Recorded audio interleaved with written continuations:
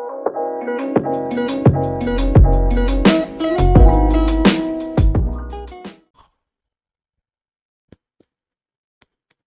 Viewers, আজকে ভিডিওতে আমি কমিউনিকেশনের খুব গুরুত্বপূর্ণ একটি টপিক অর্থাৎ ব্যালেন্স মডুলেটর বাই এফইটি এ সম্পর্কে আলোচনা করব। তো এটি বেসিক্যালি ডিএসবি-এসসি জেনারেশনের একটি পার্ট। ডিএসবি-এসসি জেনারেশন করতে আমাদের যে সার্কিট লাগে, যেমন গত ভিডিওতে আমি দেখিয়েছিলাম রিং মডুলেটর বা চপার মডুলেটর, ঠিক তেমনি এটি আরেকটি টেকনিক। ব্যালেন্স মডুলেটর ফেট ব্যবহার করে, অর্থাৎ সুইচিং ডিভাইস হিসেবে এখানে ব্যবহার করব ফেট। তবে ভিডিওটি শুরু করার আগে আমি অবশ্যই বলবো, যারা আমার চ্যানেলে একদম নতুন তারা আমার প্লেলিস্ট থেকে কমিউনিকেশনের উপর আগের বেসিক ভিডিওগুলো একটু দেখে আসুন, তাহলে আপনাদের বুঝতে সুবিধা হবে। তো দেখুন, আমি আজকের আলোচনা শুরু করতেছি। এখানে ডিএসবি-এসসি সিগন্যাল পাওয়ার জন্য আমাদের ব্যালেন্স মডুলেটর ইউজ করতে হবে ফেট ইউজ করে। তো কিভাবে করব?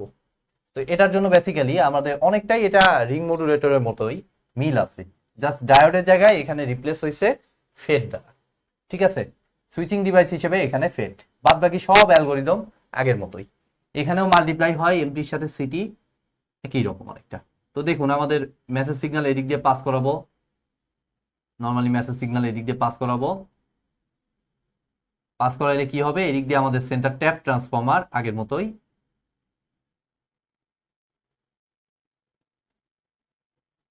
Centre tap transformer. এখানে একটা এক্সট্রা করে ক্যাপাসিটর দেয়া আছে। ক্যাপাসিটর আসলে আগের ইয়ার জন্য দিলেও হয়, নাম কি, রিং মডুলেটর, চপার মডুলেটর এরকম ক্যাপাসিটর দেয়া হয়। তো একই টাইপেরই এখানে ক্যাপাসিটর, এখানেও একই রকম ক্যাপাসিটর দেওয়ার পর এই সিগন্যালটাকে সরাসরি পাঠিয়ে দিচ্ছি আমাদের একটা ফেটে। এই সিগন্যালটাকে আমরা একটা ফেটের মাধ্যমে ট্রান্সমিট করব। ফেট নাম্বার 1, এটা ড্রেন, এটা গেট, এটা সোর্স, এবং এই সাইড দিয়ে এই যে প্রান্তটা, এই সাইড দিয়ে আমি আরেকটা ফেট ইউজ করব।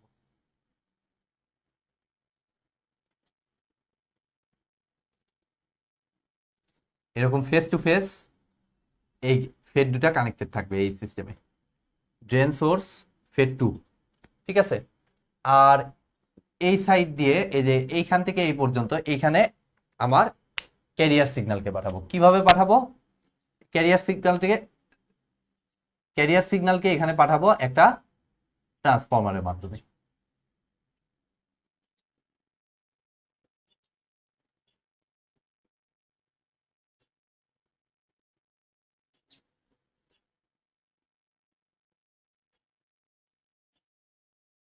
সিটি, ঠিক আছে, এই যে সিটি সিগন্যাল এদিক দিয়ে পাস করাইলাম। এখন এই যে এই সাইডটা নিয়ে গিয়ে আমরা যে কাজটা করব, এখানে এই ফেট দুটোকে একই সাথে আবার বায়াসিংও করতে হবে। তো বায়াসিং করতে এখানে ভোল্টেজ দিতে হবে। তো কিভাবে ভোল্টেজ দিব? এই যে এই ব্যাটারি দিয়ে দিলাম, ব্যাটারি দিয়ে আমরা এই ফেট দুটোকে বায়াস করার এনাফ ভোল্টেজটা আমরা দিয়ে দিলাম।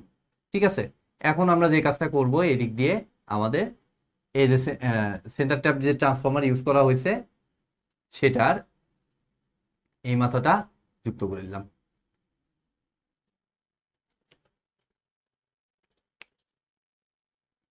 এটা ড্রেন, এটা সোর্স।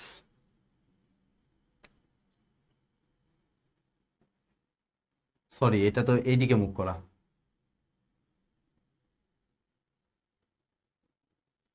বেশি উঁচুতে হয়ে গেল।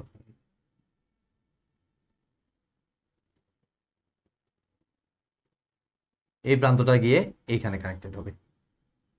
এখানে একটু ভুল হয়ে গেছে, এটা সোর্স অবশ্যই, এটা ড্রেন।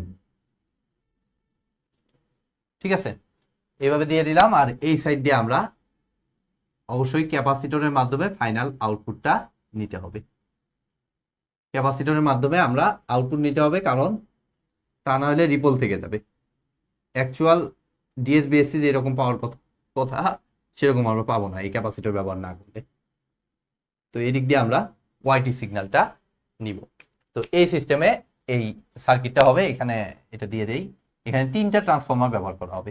এটাকে বলা হবে T1, এটা হচ্ছে T2 ট্রান্সফরমার যেদিক দিয়ে ক্যারিয়ার সিগন্যালকে ঢুকাচ্ছি, আর এটা হচ্ছে আমার T3 ট্রান্সফরমার। তো এটার সবকিছু একদম ওই রিং মডুলেটর বা চপার মডুলেটরের মতোই অনেকটাই মিল আছে। এখানেও দুটো মোড, এক নাম্বার মোড হচ্ছে মোড ওয়ান, এটাতে বেসিক্যালি কি এমটি ইজ ইকুয়াল টু 0।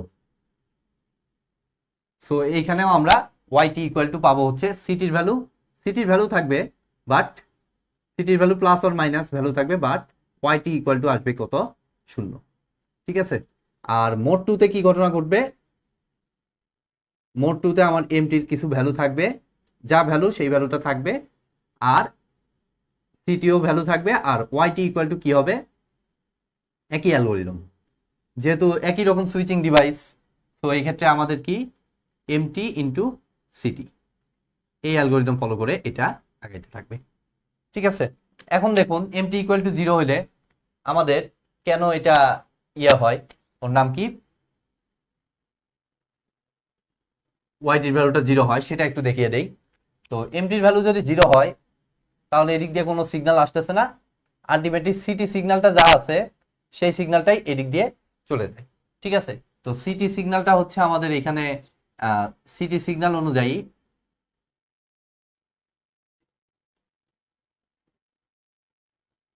এখানে যদি প্লাস, এখানে যদি মাইনাস হয়, এটা প্লাস, এই যে এইখানে প্লাস, এখানে যদি মাইনাস হয়, তাহলে এই যে প্লাস, এই মাইনাস, এই প্লাসটা এখানে চলে আসে, মাইনাসটা, প্লাসটা এখানে চলে আসতেছে। ঠিক আছে। তাহলে আলটিমেটলি কি ঘটনা ঘটতেছে, এই সাইড দিয়ে আমাদের এটা যেহেতু মাইনাস, সো এই মাইনাসটা থাকতেছে, আর কি দাঁড়াচ্ছে, এমটি ইকুয়াল টু এখানে কিন্তু 0। তো এই পয়েন্টে আমাদের এদিক দিয়ে একটা কারেন্ট ফ্লো করতেছে, এবং সেই কারেন্টটার জন্য দায়ী কে, সেই কারেন্টটার জন্য একমাত্র দায়ী হচ্ছে আমাদের ক্যারিয়ার সিগন্যাল। ঠিক আছে। ক্যারিয়ার সিগন্যালে যা কারেন্ট, সেই কারেন্টটাই এদিক দিয়ে পাস করতেছে, এবং একইভাবে সেম কারেন্টটা আমার কিন্তু এদিক দিয়েও পাস করতেছে, সেম আইডি কারেন্ট এদিক দিয়ে পাস করতেছে। আলটিমেট ঘটনা কি দাঁড়াচ্ছে, এই দুটো কারেন্ট পরস্পর সমান।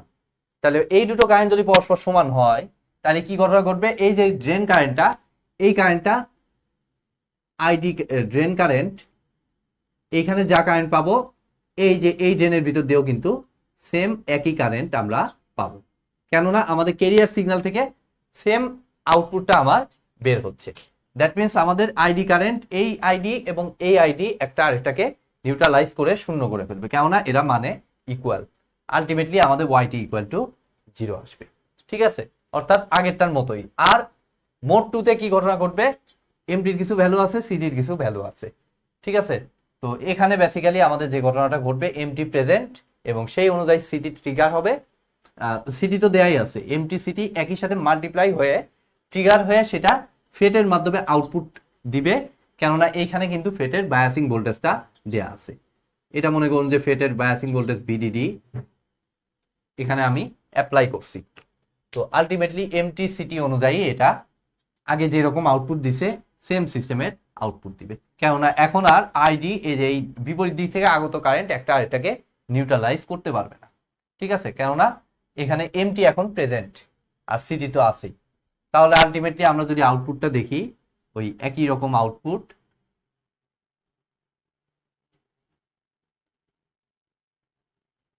এটা হলো আমার এমটি সিগন্যাল,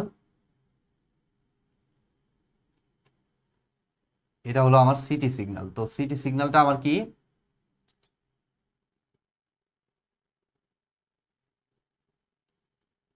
ওই একই টাইপ আউটপুট আমরা পাবো।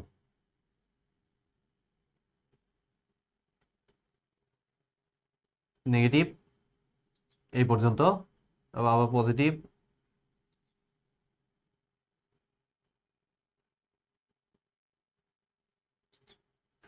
মনে করুন এই পর্যন্ত শেষ করে দিলাম সিটি।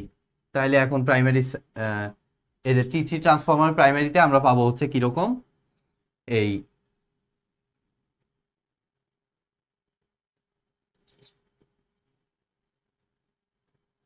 আগের দিন যেভাবে দেখাইছি হুবহু, আগের ক্লাসে যেভাবে দেখাইছি হুবহু সেম সিস্টেমে আমরা পজিটিভ পজিটিভ গুণ হয়ে পজিটিভ, দ্যাট মিনস এরকম, আবার পজিটিভ নেগেটিভ গুণ হয়ে নেগেটিভ, নেগেটিভ আবার পজিটিভ পজিটিভ গুণ হয়ে পজিটিভ, পজিটিভ নেগেটিভ গুণ হয়ে নেগেটিভ,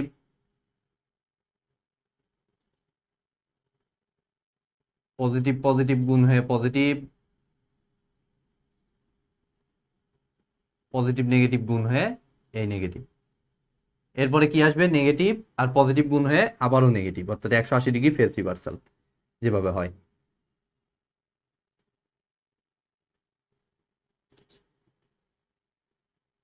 তো এইভাবে এটা যেতে থাকবে।